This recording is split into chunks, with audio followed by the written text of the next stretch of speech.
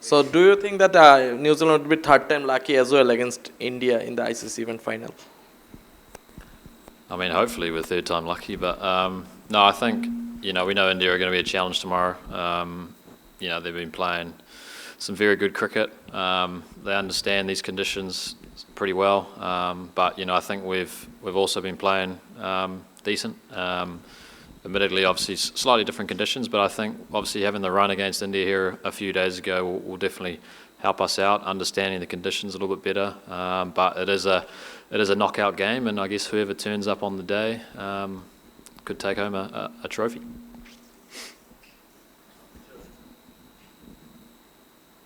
Jill, all the best for tomorrow's final. My question to you is, how much did that defeat in the previous game would actually work? Because India bowled really well, and they also played four spinners. Would you be also tempted to play four spinners? Yeah, I think it was obviously a challenging game. India played, very well. I think in terms of, I think we'll take, a bit of, we did a lot of good stuff in that game. Obviously, we came up against a good side and on a spinning wicket, especially second innings. So we'll learn from that. We know India are probably going to go in with the same team, so I guess we understand, and guys will, I guess, be better for the run. But we know it's, it might be a different surface. It might play exactly the same. So I think we have to be ready and be adaptable for what's coming. And I mean, it's like I said before, it's kind of just a one-off game. So whoever can turn up will be good. Here. It boils down to handling pressure. That's what they say. So, talking about the final, have you learned any tricks from your captains you played under, like Kane or MS? Some tricks to handle pressure for this type of final? Yeah, I guess throughout my career I've played under some very good captains. Obviously for New Zealand and overseas. I think it's easy to say that it's just another game. That's obviously not, but I think the way you approach it has to be the same. We've just, we're doing a lot of good stuff this tournament. We're just trying to progress and build on the things that we've been doing as a team, and keep trying to take this team forward. It's obviously on the bigger stage tomorrow, but I think the guys will go in with confidence. Try to keep it pretty relaxed, an environment thing, and just let the guys go out there and have some freedom and enjoy it. It's, I guess it's, some guys have been there before, some guys are playing their first ICC event and to make it to a final. So it's, I think everyone's in different shoes, but I think, I guess from my point of view, it's trying to just make it pretty relaxed, make it pretty calm, and go out there and enjoy it and see what happens. Just want to ask that, what's the update on Matt Henry? He wasn't, not seen him in the bus today at the practice session. He wasn't there also. And is there any extra pressure on the video footage guys on Varun Chakravarti, because he didn't bowl a lot, but you have played him, in the IPL, although you saw him in the IPL. Is there any kind of extra pressure against Varun Chakravarti on video editor guys, and the update on Matt? Yeah, so we'll be going across the road and training after this, and Matt's going to have a bowl just to see how he is. And then I guess we'll make a call after that, and then I guess I think guys will be better for the run against Varun. He's obviously a world-class bowler. We've seen it here and obviously in the IPL, and that little bit of mystery, but it was the first time some of the guys have been facing him. So I think they'll learn from the other day. If the pitch plays a similar way, it'll be a challenge along with all three of their other spinners. So I think boys will be ready for tomorrow, and looked at a little bit more footage, and I think we obviously know what his threats are now. That 115k arm ball, that got me. That was a bit of a threat. But we know he's going to be a challenge.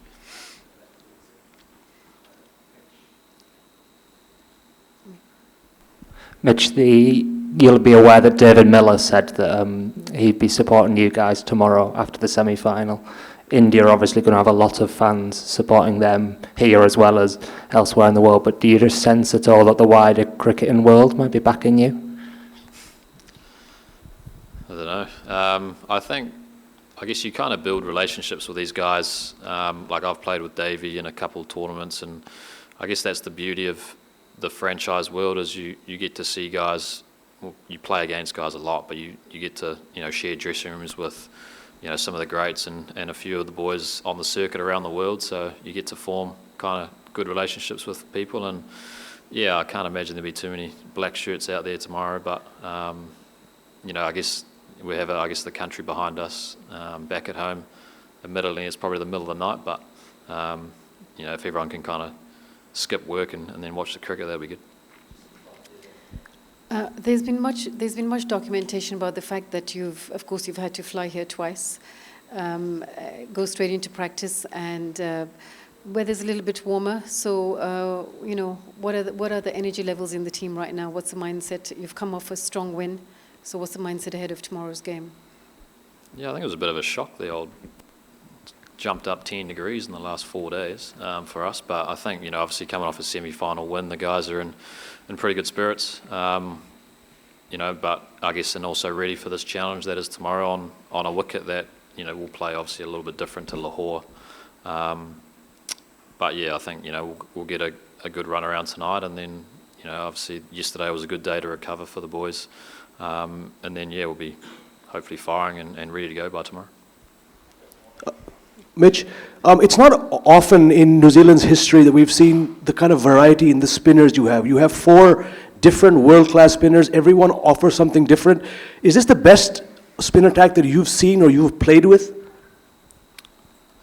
That's probably the most spinners we've had. Yeah, I think like what you said. I think everyone offers something different with the ball. I guess me and Rutchin bowl differently, and so do Bracewell and Phillips. I think having a few all-rounders as well makes it the balance of this side good. We can still play the seamers if we need to, and I think that the way everyone's kind of stepped up at different times this tournament's been one of the most pleasing things. We've seen Phillips do it with a bat and in the field, but he's obviously taken some pretty key wickets this tournament, and obviously Rutchin's spell the other day was awesome as well. So I know we've got obviously a few spin options, and so do India, so we'll see. Mitch, New Zealand in recent times have been always in the business end of tournaments, but you've not been able to clear the final hurdle.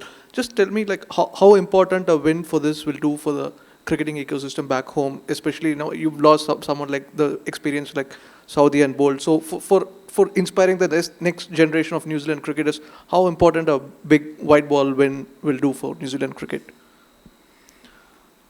Yeah, I mean, that would be nice. I think obviously going to this tournament, we had a bit of a tough start with a few injuries, but I think the mix of experience and then a few younger boys in this group is, I think I think all we asked for at the start was, all buy into a way of how we want to approach cricket on and off the field, and we've been playing some good cricket, and may it continue, but I think you have to just try to treat it as another chance against a very good opposition. I mean, you get to the business ends of these tournaments, and your first goal is to make playoffs, and but going to a final, it's whoever can kind of stand up on the day, and I think the way we kind of go about it is not trying to get, I guess, overruled by the occasion, and that's kind of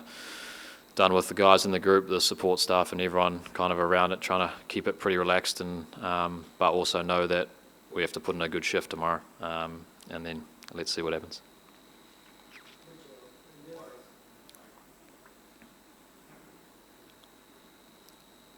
India's batters are also good players of spin bowling, and you've achieved a fair bit of success against them, especially in the Test match in Pune last year.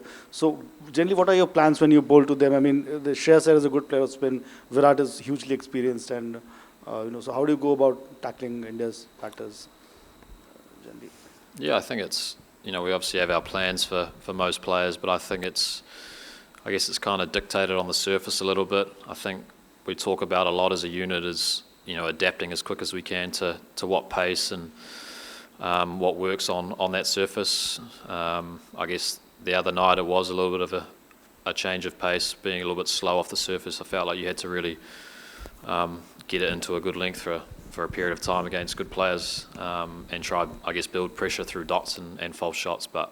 And then I guess we saw in the second innings where there was a little bit more turn. I think as a bowler, it kind of makes it a little bit easier. You just kind of, bowl that ball the same spot for a long time, and hopefully it spins, and hopefully, one might skid. So I think, we speak about a lot as bowling partnerships, not just spinners, obviously, as seamers, and trying to, I guess, build the pressure through the middle with dots. And, we know these guys are very good players of spin, so trying to, whether it's slightly different fields, whether it's a variation of pace, trying to, get wickets through, I guess, pressure versus, I don't think it'll be a wicket where, you're going to spin any teams out, especially if they're good players of spin. Yeah. Mitchell here. No matter what happened the other night, is it fair to say that New Zealand have among the best players of spin in the middle order in this tournament? And if that is the case, how much confidence does it give you? Yeah, I think we were challenged, especially in the middle overs through spin. I think we, we're hanging in there for a good period of time, and then, I think when you see you lose wickets in clumps, it's obviously tough to come back from, I think. But, I think the credit to all four of their spinners the other night. They all bowled, extremely well.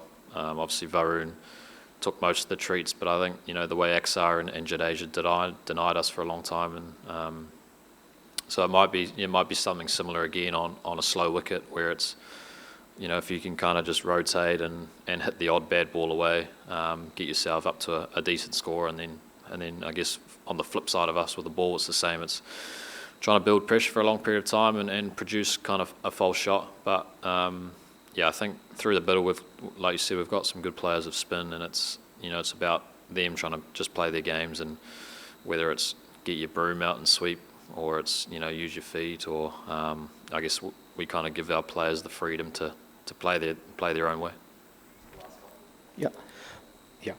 Mitch, this has been an interesting venue when it comes to how the ball behaves under lights. In some of the matches we have seen, the ball was slow, it was slowed down, the wicket slowed down. But in the last game against Australia, we've seen ball was coming onto the bat fairly well.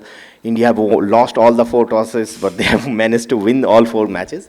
So just wanted to know, is it a good toss to lose at this particular venue? Well, it looks like a good toss to lose for Rohit because they keep winning. But yeah, I think even our pitch played slightly different to the semi-final wicket. So I think it's whatever you end up doing, you just have to do it well for a period of time. I think Aussie, we're probably on track to score a few more runs, but they keep trying to take wickets through the middle, and then India will be able to squeeze them back to that kind of 260, and then I guess the master of a chase, Kohli, kind of helped that out. So I think it's whatever you end up doing, it's trying to do it well for obviously a long period of time, and hopefully if we win a toss, we'll see what happens. But I think we've kind of got to be ready for it to be either very similar to our game or a little bit different. And it's finding out what works with both bat and ball for a long time.